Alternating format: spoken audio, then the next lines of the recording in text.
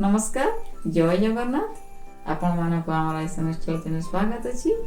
आज आम तैयारी करबा क्रिसमस स्पेशल प्लम केक। तो चलतु तैयारी करबा। आज आम तैयारी करबा प्लम केक। प्लम केक पई आम नेबा ऑरेंज दीटा आ सेथुर आम भल भाव रे जूस बाहर करनबा। आ जो जूस बाहर कले आम ताको गोटे बाउल रे ट्रांसफर करनबा।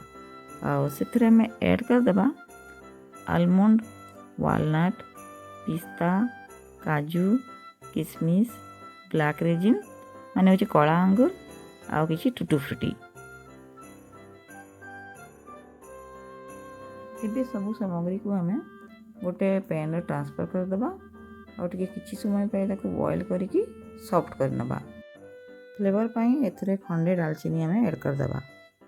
आपण चाहिले ड्राई फ्रूट गुडी को सॉफ्ट करिया पई 5 घंटा ताको जूस रे एमती सॉफ्ट करके रखि परिबे। ड्राई फ्रूट गुडी को हमर सॉफ्ट हे गलानी। एबे दालचीनी खंड आमे बाहर करनबा सेठुरु। एबे गोटे बाउल रे आमे 1 कप आटा नबा और ताको भलो भाव रे छाणी नेबा। सेथुरे आमे ऐड कर देबा baking powder 1 teaspoon, half teaspoon baking soda, 5-6 T इलायची लवंग गुंड करके सेथुरे पकई देबा। 1/4 टीस्पून सेथुरे आमे सुंठी पाउडर पकेबा और टिके आमे जायफल सेथुरे ग्रेट करके पकई देकी सब सामग्री को भलो भाव रे मिसई नेबा। एबे सब ड्राई फ्रूट गुडी को आमे गोटे बाउल रे ट्रांसफर करनबा।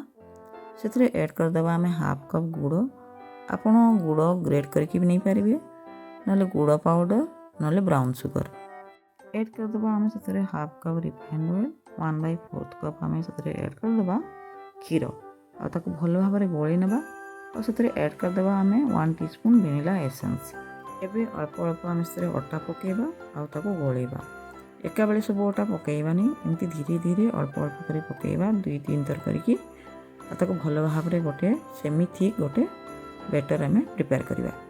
एबे गोटे केक टिन को भलो भाव रे ऑयल रे ग्रीस करिकि सेथुरे किछि अटा आमे स्प्रिंकल करनबा।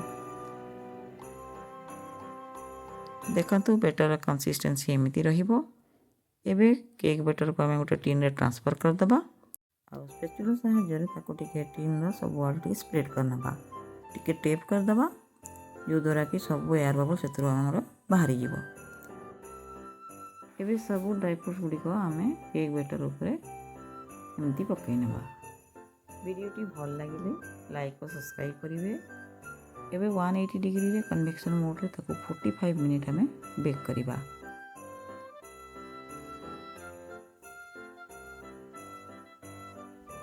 45 मिनिट हो जाइए केक आमर बेक हो जाइए। एबे गोटे टूथपिक से इनसर्ट करके देखा देखो क्लीन आसी मैंने केक आमर हो जाइए।